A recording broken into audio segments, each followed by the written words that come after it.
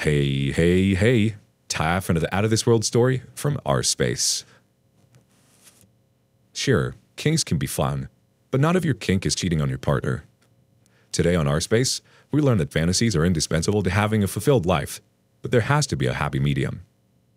Up first, how not to reignite that spark in the bedroom. My 32 male wife, 35 female, is suggesting we open our marriage to my childhood friend. Ongoing.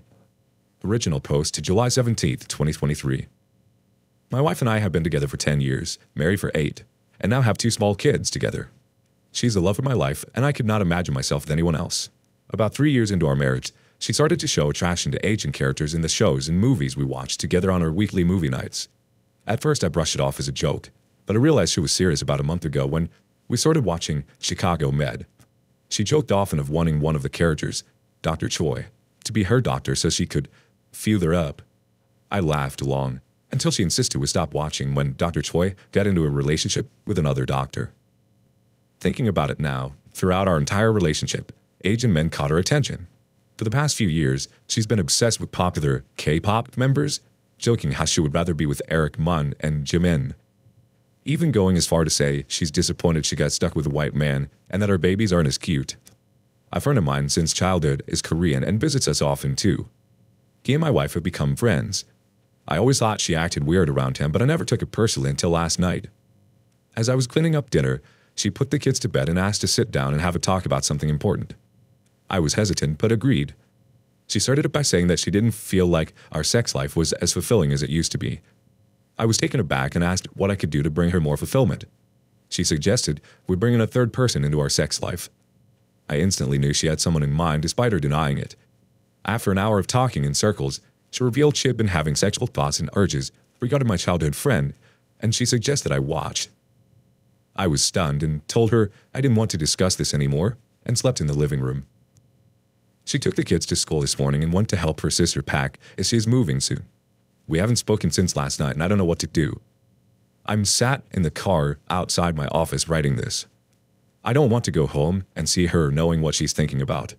I think I want a divorce as she's clearly no longer the woman I fall in love with, and I suspect she has already acted upon her urges with him. Is that too big of a jump over a sexual fantasy? Edit. Spoke with my friend and my wife after I returned home from work. Edit 2. I've now posted an update. I thank you all very much for the advice and support. To those of you stating this is some fake or fetish post, I'm a grown man distraught over my marriage ending, not a creep on the internet looking for pleasure over my fake wife cheating. I'm also not a 14-year-old girl making up stories to waste people's time. Yikes, OP. Sounds like she's just using your sex life to justify seeing somebody else and basically cheat right before your eyes. I think it's fair to want a divorce. As you said, she's not the person you fall in love with. And if she's already showing attraction to people other than you, openly joking about it, odds are she's already cheated on you. There's truth behind every joke. Sure, some people might be into that sort of thing, but I'm not sure how she approached you is the best way to do it with a partner. There's ways to approach living out fantasies, and that wasn't it. Update post, 8 days later. First of all, I want to thank your community for the support. I'm sorry for the late update. Things have been busy around my house. To fill you in relatively quick, I returned home the night I made the post, and my wife and I were still not speaking. I waited until she was putting the kids to bed to make a call to my friend.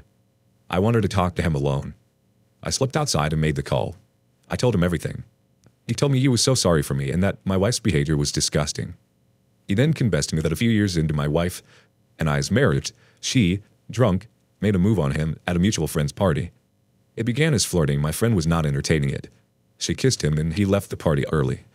I asked him why he never told me about it. He said he didn't want to ruin her marriage or something she did while drunk. He never spoke about it and continued as normal friends. Now that a week has passed, I figured out that this party aligns with the start of her strange behavior towards Asian men in media. I thanked him for sharing this with me and hung up. I immediately went inside and confronted my wife. I was officially disgusted with her for pushing a kiss on my friend and suggesting I watch her be with him. I told her exactly how I was feeling. I want my friend to told me. My wife admitted she only asked to open her bedroom to him because she has had feeling for him for years. I wanted to keep herself from cheating on me. I explained that she already had and wrecked the foundation of our relationship. I told her we were divorcing, not to try and stop me. I was not changing my mind. In the last week, I have been staying with friends and family. She has done nothing but harass me via my number. I'm proud to say I have given her no attention. I see her still while stopping by my house during the day for my kids. They are too young to understand what's going on. As I mentioned in my last post, they attend a daycare schooling program for young children during the summer. As a result, I never spend long in the house and typically leave while taking them there. She won't mention it in front of them, so it hasn't been an issue. I have been seeking out a lawyer for divorce proceedings and looking for an apartment in my kids' school district. I feel afraid many of you are right. Our marriage has been dead for a very long time. I'm not sure if I can ever see my friend the same way. I want to start therapy and try to work on it. He's been a very close friend since childhood, and I would hate to lose him. My friends and family have been very supportive. So have most of you on Reddit. You helped me very much and made me feel valid in my feelings. I thank you all for that. Edit. Thank you all so much for advice on not leaving the house. I will be returning to spending nights there immediately. I didn't want to risk losing my kids. Here are some relevant comments. First up, get back to the house immediately, as it could be seen as you abandoning the kids and the house. The OP replies, thank you for telling me this. I only do not sleep at the house. I go while my kids are there and leave while they're gone and spend the nights away. The home is owned by my wife's parents, so she is not leaving. I am there every day. Their daycare schooling program has those who dropped off their children sign them in with both the child's name and yours. This is proof I have been seeing my kids for the last week and driving them there. I have this and many photos of my children from this past week. The situation is extremely temporary as I now have a move-in day for an apartment nearby. Does this all work well for me? I really doubt she will fight me on custody at all in the brief conversations we've had she brought up our kids and what to do. They seem to agree 50-50 is the correct thing. Beddish.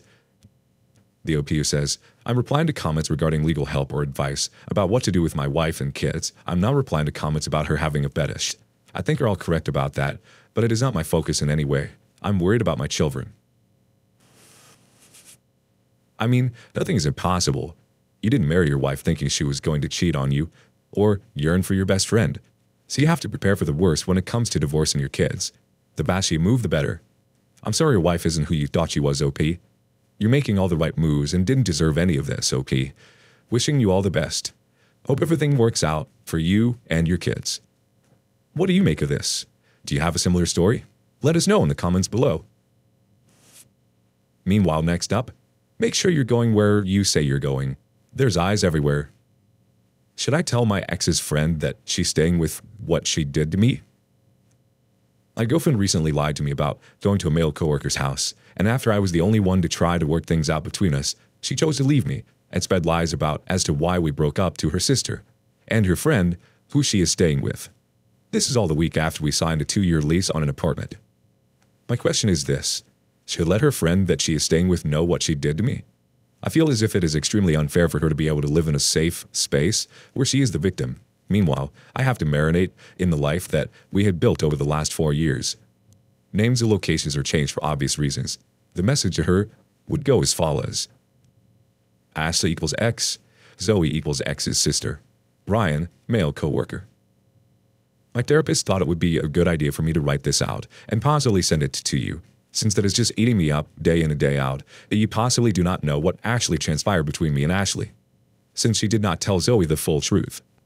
I don't expect you to respond. All I would ask is for you to just read what I have to say. On the Thursday that all this occurred, Ashley was training in the Charlotte store for the week in preparation to become the subs team leader at her store in DC. I got a text from her that morning saying that she was gonna go up to DC on her day off just to get acclimated with the store. I thought that sounded like a phenomenal idea, so she went, and I came home. After I got comfortable after work, I got another text from her saying that she was going to go over to her coworker April's house after work to go over sub plans with her. I thought it was a tad late for her to be doing that considering she had to work at 6 a.m. in the Charlotte store, so I didn't think much of it. I was going to turn something on the TV and mindlessly scroll on my phone, but the Apple TV remote was nowhere to be found. Turns out it was on the floor by her nightstand on a charger. So I get her iPad that's on my nightstand and turn on Over the Hedge on Netflix.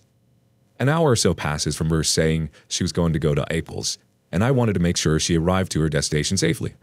So I check her location on Find My iPhone. I noticed she was still sitting in the Wegmans parking lot. So I texted her asking her if she was going to go there soon. She said yes, and that Summer was shopping for groceries, so they should be headed out in a minute. Another hour or so passes, and I check her location again, just to make sure she wasn't in a ditch, and she's still sitting in the Wegmans parking lot. I text her again asking her if she's going to leave soon, and two things happened immediately after I said that. A text with the home address from the guy she works with, named Brian, popped up on her iPad. Ashley called me informing me that she left her phone at her cart at Wegmans, and she drove all the way to April's house and was going to show her a picture of our bearded dragon when she realized that she forgot her phone. At this point, I know something is not adding up, so I'm pretty stale to her on the phone. As soon as we get off the phone, I receive another notification from Brian, this time on Facebook Messenger. It was something along the lines of, "Give me a minute." And the text above that was Ashley stating, "Text me on here." So she knew by my tone of voice that I knew something was potentially up and wanted to switch forms of communication. As she is on the way to the address that he sent her, I text her just telling her how much I love her.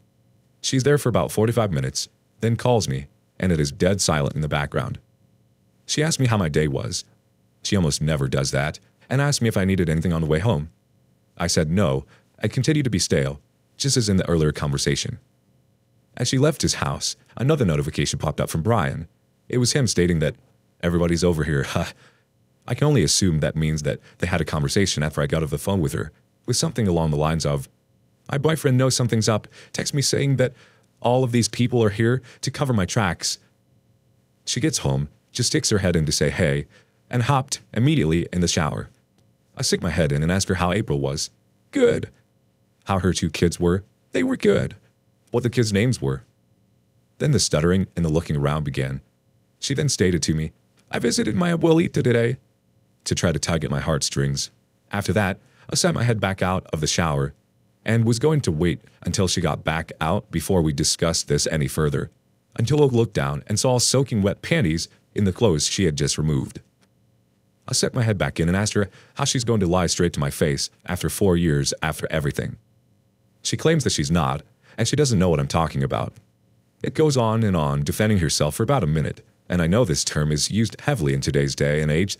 She started gaslighting me by stating she was allowed to have friends, trying to convince me I'm crazy for coming up with these so-called accusations. I eventually say, "Okay, if you were over at April's, you shouldn't have a problem texting her when you get out of the shower, just letting her know that you had a good time, and thanks for having me." She stared right at me for about 15 seconds, and then says, "Okay, fine, I was over at Brian's, but I didn't want you to freak out." She has hung out with guy coworkers outside of work before, and I've never had a problem with it. Then she tried to tell me it was due to her past relationships is the reason why she lied to me and gaslit me. She gets out of the shower, and she is extremely quiet. I tell her in layman's terms that she has made a mistake, but I still want to work through this because I love her so much. She tells me that she's been depressed the past couple of weeks, and I ask her if there's anything I can do to help her get better, as she says no. We go to bed, and we are extremely distant the next 36 hours. It's just me grasping at straws, trying to convince her that everything can be okay between us, and we can work this out.